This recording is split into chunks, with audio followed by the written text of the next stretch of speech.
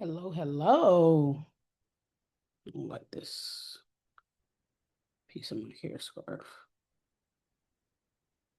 What do I have to work for now?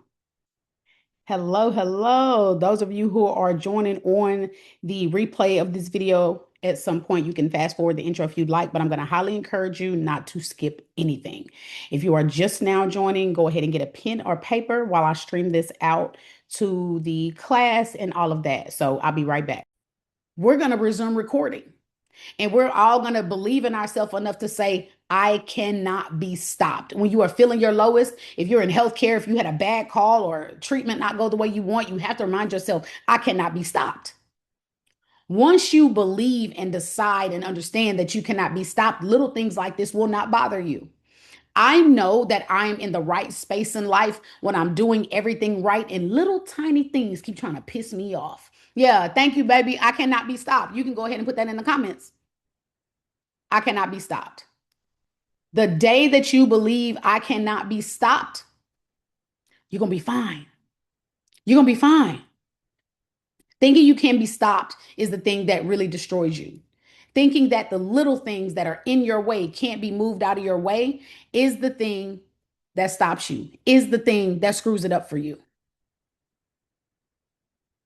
Well, it looks like we're live. I cannot be stopped. Yeah, run them comments up. I cannot be stopped. Run them comments up. I cannot be stopped.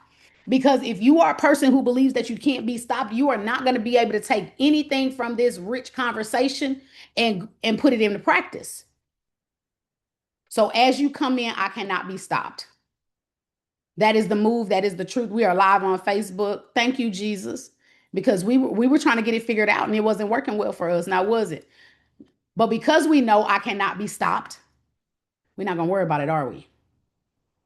If you are new to me and you do not know me very well, hey now, my name is Felicia Kelly. I'm a paramedic, a speaker, and creator of the Rich Method for Living, which is a life architectural framework for high performers and high performing professionals that say, I will not continue to survive my success.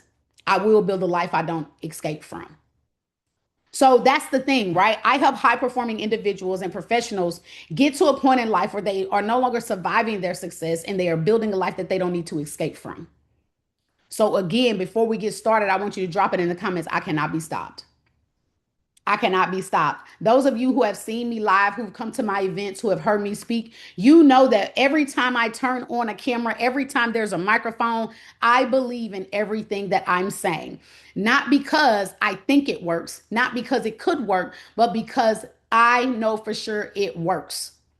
Not just from myself and being the biggest testimonial the Rich Method for Living has ever created, but also because of the testimonials that come along with that. Also because of my years of being a seven-figure business coach. Also because the people that I have coached in the past with pieces of this method have now go on to actually live the life that they don't need to escape from because their life is the way that they intend it to be. So today's primary message is the fact that providing for people that you love is important. I understand that who is it? I understand who's in my audience. I understand who hears my words and who my words hang out with, right? You people are yes people. You live in what I like to call the cycle of P.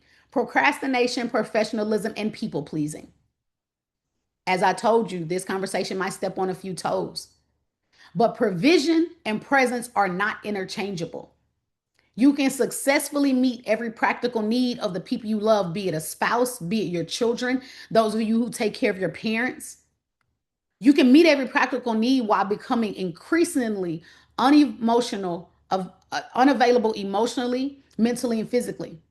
I'm going to run that back. You can successfully meet every practical need of yourself and the people you love while becoming increasingly unavailable emotionally, mentally, and physically. So when we talk about the rich method for living, for those of you who are new, rich relationship management, intentional living, cultivating growth, and crafting and creating harmony in your life is the path we're taking. And so this conversation today can fall under either intentional living or creating harmony. But the thing about the harmony segment is that most of you by the time you meet me, are so far away from harmonizing your life that we don't even need to have the conversation about that. So I want you to lock in on intentional living today. Now, rich friend, we're going to get into it. I'm going to ask you a question. Who are you doing all of this for? The long hours, the extra shifts, building the business behind the scenes, going back to school, taking a promotion or trying to make more money, making sure the bills are paid first and foremost, because we got to live. You got to make sure everybody has what they need. But my question is, who are you doing this for? If you are watching this live or you're in the membership community, you're a part of the rich side, drop it right in the comments of this video. Who are you doing it for? I'm doing it for myself, my future spouse, my children, and also because I want everything that I teach to live beyond me.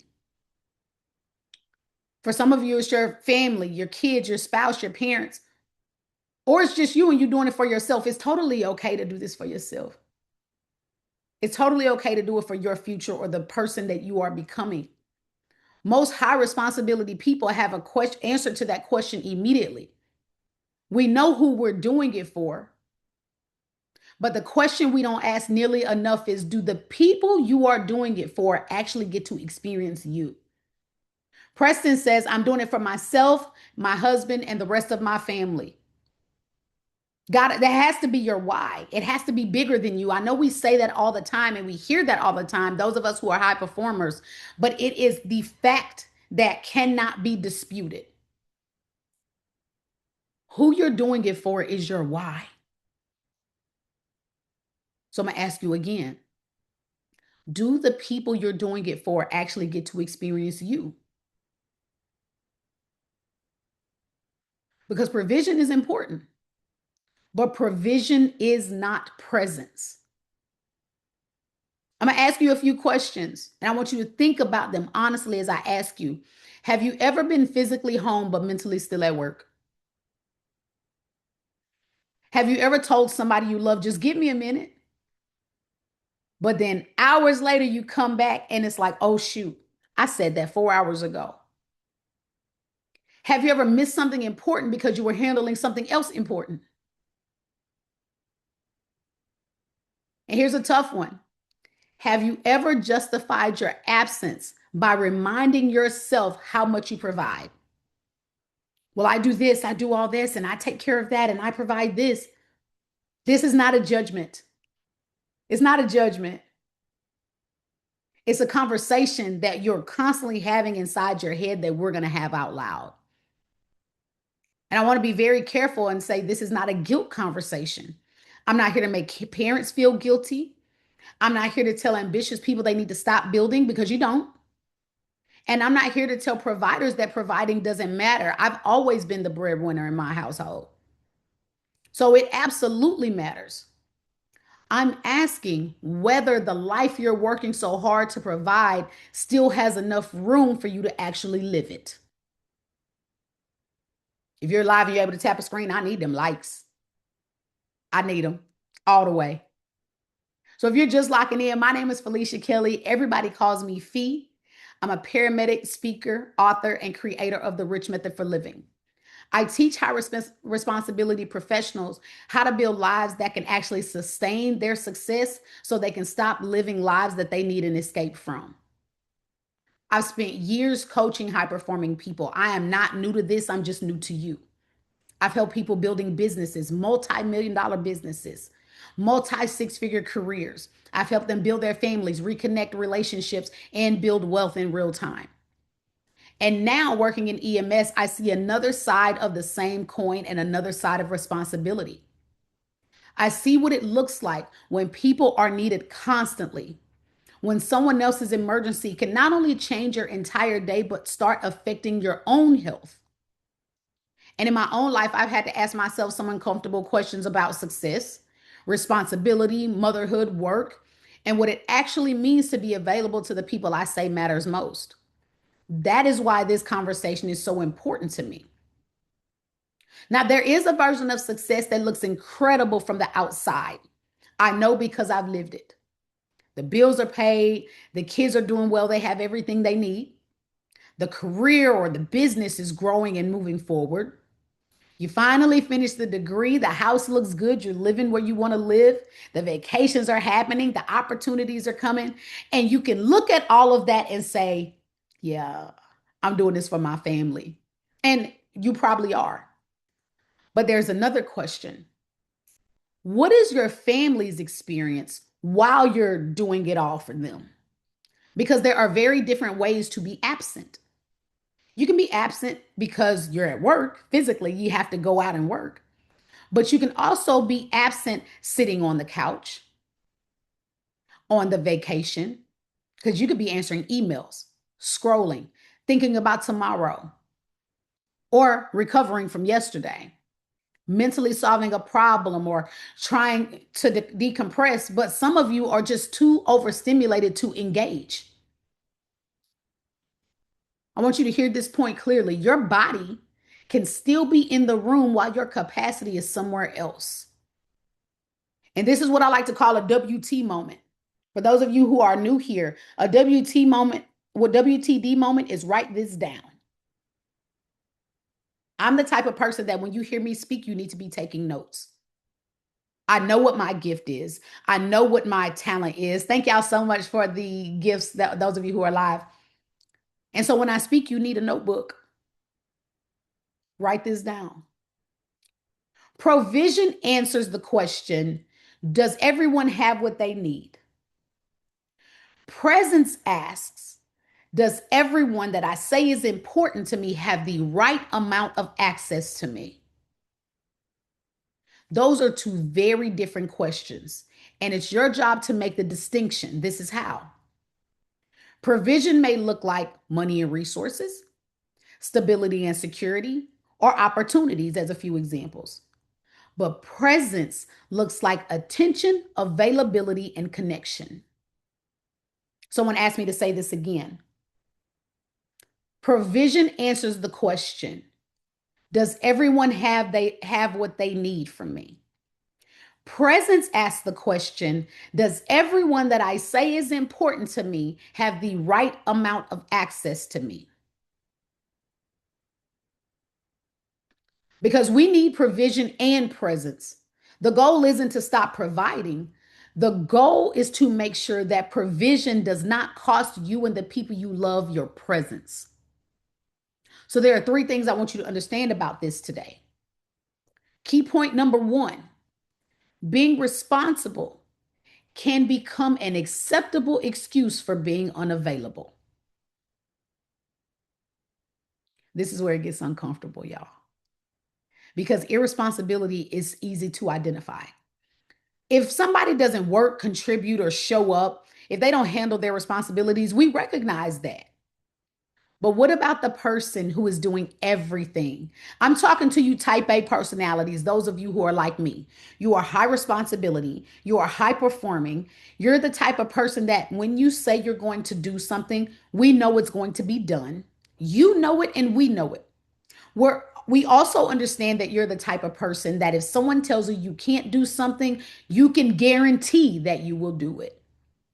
People like us are working, providing, building, helping, serving, and we're dependable. You're doing everything that everybody asks you to do. That's why absence can be so difficult to recognize in high performers because it looks like you are everywhere doing everything. And your reason for being unavailable is legitimate. When you're not available, no one sees it as an excuse. You're not out doing nothing, you're handling business. You're taking care of people, you making something happen, or as I like to say, you making something shake. And the reason is legitimate. You can tell people because the reason is legitimate that they'll understand. I'm going to run that back. Because the reason is legitimate, you can keep telling yourself they'll understand.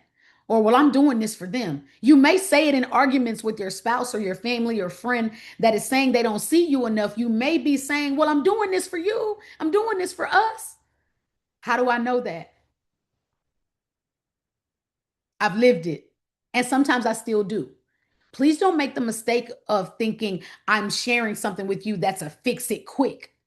There are no quick fixes, only quick mistakes. And to be honest with you, a lot of times they do understand. But understanding your absence does not eliminate the impact of your absence. You can pay for all of the cheer practices and football practices and still miss all the games. You can book the vacation, but spend the entire vacation working. You can buy the house and rarely be emotionally available inside of it. Those of us with growing kids who are transitioning to the preteen and teen world, you can create opportunities for your children while being too depleted to hear about their day. So it almost makes it to where the opportunities that you provide them are not worth it because you're not present to help them grow into those opportunities or to capitalize on those opportunities. You can build a business, I'm talking about myself here, designated to design and create freedom, but become less free as the business grows. A good reason for being unavailable doesn't automatically make the unavailability sustainable. I want to lock into the high responsibility people right now. Those of you who own a business or are building a business, those of you who are in healthcare, those of you like me who are doing both, you have a high responsibility career, but you're also building something else. And this doesn't only apply to parents, it can happen in marriages, friendships, leadership. Those of you who are caregivers, if you're part of a team or a part of a community, you can become so dependable professionally that there's almost nothing left of you personally. For most people, your employer is going to get the best 8, 10, 12, or 24 hours of you. Your clients get your creativity, your patients get your attention, your team gets your great leadership skills, the public gets your expertise, and then the people you say you love get whatever capacity is left over from that. And sometimes the people closest to us are receiving the leftovers of the very success that we say we're building for them. It's not because we don't love them, but it's because we haven't structured our lives differently. So I'm going to ask those of you who are live or who have the capacity to comment as you're watching after, who gets the best version of you? Who gets the best version of you? Not who do you love most? Who do you want to give more attention to? That's different questions. Who consistently gets your best energy, your best mood? Is it your employer, clients, patients, customers? Is it social media, your children, your partner, or is it you? It's not a bad answer if you get the best version of you, as you should. You don't have to put the answer in the comments if you're not comfortable with that, but I need you to know the answer. So here's your key takeaway from this. Providing for someone does not automatically mean you're available to them. Those of you who are like me and are the breadwinner in your family, when you're getting into those frustrating moments with people that you love who love you back, ask yourself, are you providing but also being unavailable? Love can be present while access is missing. And this is the kind of thing we examine in the rich side because living intentionally is not just doing and deciding what you care about. It's building your actual life so the things you care about can experience you. Inside the membership, we're using the rich method for living, which you've heard me talk about a ton. And we look at our relationships, time, money, energy, growth, and the entire structure underneath our lives.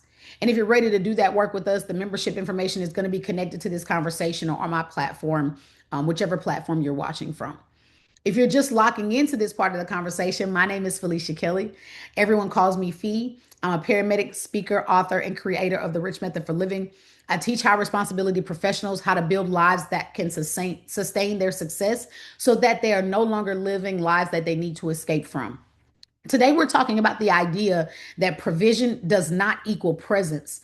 The first thing we've established is that responsibility can make absence difficult to recognize. You may have a very legitimate reason for constantly being unavailable, but a legitimate reason doesn't automatically make the pattern sustainable. Now, I want to take this a step further because presence is about much more than whether you're physically in the room. Physical proximity is not the same as presence.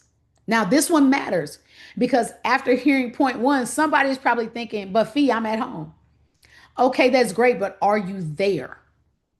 There's a difference. You can sit beside somebody and never connect with them.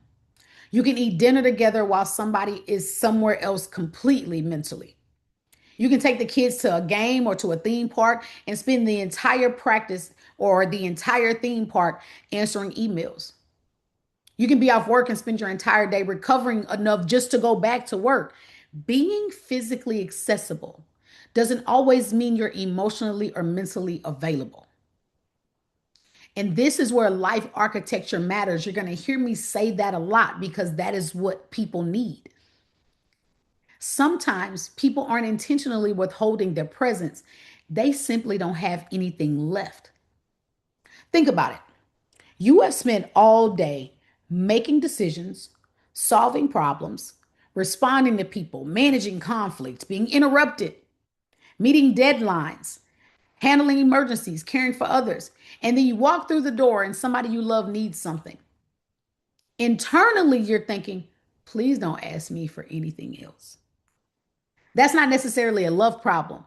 That may actually be a capacity problem. But if that becomes your normal, the people closest to you begin experiencing a version of you that is perpetually depleted. Time for a WTD moment. Write this down. If you're new here, a WTD moment means this you cannot miss. Love you, baby. Thank you for coming. Presence requires capacity. That's important because we're not solving this by telling exhausted people to just be more present. That's the same kind of advice as telling somebody experiencing structural burnout, just practice more self care. No, we need to ask ourselves, why is there nothing left? This is where the previous conversation we had the other day connects. If you missed that, then check it out in the membership. If your work requires all of your energy, if somebody has unlimited access to you, if your calendar has no recovery built into it, and if your support system on top of that depends primarily on you, then telling you to be present when you finally get home doesn't fix anything. We have to build enough capacity into your life for presence to be possible. Think about the last 7 days, not what you provided, not what you accomplished, but ask yourself, was I fully present for the last week of life? It could be about something specific, maybe a conversation or dinner or bedtime with your children or time with your partner. And when you think about that situation, ask yourself and answer honestly, was I physically there but mentally unavailable? And if the answer is not an answer you like, ask yourself, what was consuming my capacity in those moments? Because that's the question. We're not just diagnosing absence, we're looking for the structure underneath it. And we have to make it practical. I'm not some internet guru that is new here, okay? Like I always say, I'm new to you, but I'm true to this. So the practical thing is, was it your phone, work? Was it an overloaded calendar? Or maybe it's a relationship that's requiring constant emotional labor. It could be a lack of sleep, financial stress, or maybe you've built a life with absolutely no transition between roles. For example, you go from professional to parent, leader to spouse, paramedic to mom, business owner to caregiver. And there's no space in between for your nervous system to realize that the assignment has changed. So you're going through life with literally no transition time between all the people that you have to be. And that's important because you need a transition, whether it's 10 minutes in the car or a shower or a walk or silence. Whatever helps signal to your brain that role is finished. I'm entering this one now. Not because we're trying to create some perfect routine, because intentional transitions can help you stop carrying one environment into another. So today's point two takeaway is being in the room is not the same as being available to the room. And if presence requires capacity, then we have to stop spending all of our capacity before we get to the people and things that matter most. This is why the rich side isn't a community where I'm just giving you more information to consume. We're actually looking at how your life operates. Where's your time going? Where's your energy going? Who has access to you? Where do you need a boundary or support? And where do you need restructure? This is not about burning down your life. This is about capturing the pieces that are most important and putting a strategy of structure in place before it burns down. You can know exactly what matters to you and still have a life that makes it almost impossible to give those things your presence. We're changing the structure. And if you're ready to do that, you can join us on the rich side by looking at the details around this video. So let me reset for a second. I'm Felicia Kelly. Everyone calls me Fee. I'm the creator of the Rich Method for Living. And today we're talking about why provision is not equal to presence and how dangerous it is to confuse the two. We've already established two things, getting ready to establish the third. First, responsibility can become an acceptable reason for being unavailable. Second, physical proximity isn't the same as presence. Presence requires capacity. So the answer isn't to stop providing. The answer is to structure provision so it doesn't consume the life you're providing for. Now, the life you're providing for needs to exist now, not someday. This is the part that I really want you to hear. High performers are very, very good at someday. Very, very good. We always have been. Someday when the business reaches this number, or someday when I accomplish XYZ, or another day when I'm able to, y'all get it. We all do it. Someday when I make a little more money, right? That's an easy one to go for. Those of you who are just coming in, hey, now, thank y'all so much for joining. We are talking about how dangerous it is to confuse provision with presence. And I was just saying a minute ago, Halls, it's so good to see you, that the life you're providing needs to exist now. We're great at someday. Those of us who are high performers or caregiver of any type, if you own a business or you do a high capacity job, someday when I finish school, when I make more money after this promotion, we keep postponing the life that we're supposedly working to create. And that's dangerous because life doesn't wait for the structure to become convenient. Your kids are going to keep growing. Relationships will keep changing. Your body will keep changing. Those of us who are women of a certain age, people you love won't always be there. And you won't always be this version of you. That's why intentional living is such a huge part, and I would dare say the core area of the rich method for living. Intentional living isn't just do whatever makes you happy or quit your job to travel. It's not like it's avoiding responsibility. Intentional living means the way you spend your resources reflect what you say matters. Your time, your money, and your energy. I like to call it the TME equation. And sometimes we're using all three to build a future life while starving the current one. This is why I say your calendar is a confession. Because if your family matters, where do they exist in your calendar? If your relationship matters, where's the space for it? And I really want to call out the healthcare industry right here, because if your health matters, if health is so important to us, then where is your recovery time? And if you matter, where are you? Because eventually we have to stop measuring our priorities by what we say and start measuring them by what we've structured. You don't need to choose between provision or presence. That's not the lesson.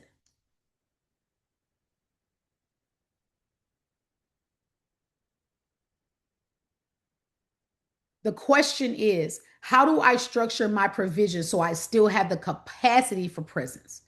Maybe that means protecting certain time or creating stronger access to boundaries, asking for help. I know we talk about this every day and we will continue to talk about it every day. Hall says, and this is live, recovery time doesn't exist in healthcare. She says she's making the time now. I am here to tell you all that connecting with me, recovery time will begin to exist in healthcare. Sidebar, we just had a very, very beloved EMS director in our community pass away. Eastern North Carolina is heartbroken right now. I did not have the pleasure of meeting this particular director, but I wonder, when you leave here, is your family going to wish you'd recovered more? Is your family going to wish they would have been as important to that as that calendar? So if you want to structure your provision while you still have capacity for presence, you may have to start changing some recurring commitments or redefining what enough or having enough looks like for you. And it's not about changing everything today. It's about making one structural adjustment at a time.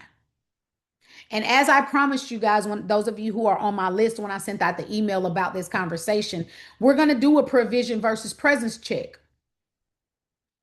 So here's the first part of that activity. It's very simple. Think about one person or area of your life you're working hard to provide for, and then answer three questions.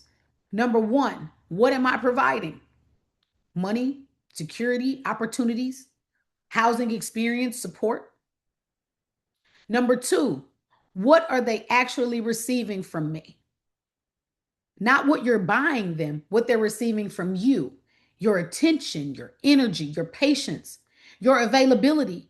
Or are they receiving mostly leftovers?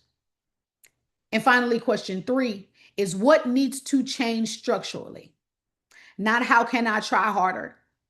Ask yourself this: what would have to change in the structure of my life for me to be more available for the people that I say I love the most? That is a completely different question. Maybe you don't need to work harder at presence. Maybe something needs to lose access to you or leave your calendar. Maybe someone needs to help, or maybe you need actual recovery time. Maybe enough needs to finally be enough. Here's our last WTD moment for the day. Write this down. Don't become so committed to providing a good life that you are unavailable to live the life that you say you're providing. So before we close, let me bring this entire conversation together. And if you're just locking into this part, I'm Felicia Kelly. People call me Fee. I'm a paramedic speaker, author, and creator of the Rich Method for Living. I teach high responsibility professionals how to build lives that can sustain their success so they are no longer living lives that they need an escape from.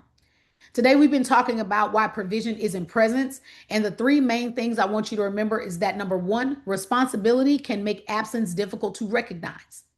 You can have excellent reasons for being mentally or emotionally unavailable and still need to examine the impact that you're having. Number two, physical proximity is not presence. Presence requires capacity. If your entire life consumes your capacity before you reach the people you love, we have to examine how your life is structured. And number three, the life you're providing for needs to exist now. Do not spend decades building a life you never have enough capacity to experience. So remember in the beginning when I asked you, who are you doing all of this for? Think about your answer. And now ask yourself, do they get to experience me? If that answer makes you uncomfortable, do not turn that discomfort into guilt. Turn it into information because now you know where to look. The answer isn't necessarily to work less, earn less, stop being ambitious, or stop providing.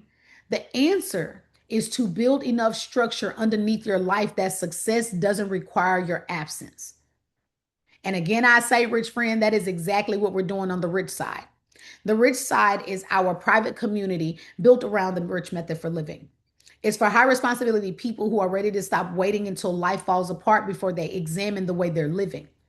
We don't want you to continue to live a life that you need a vacation from every other week.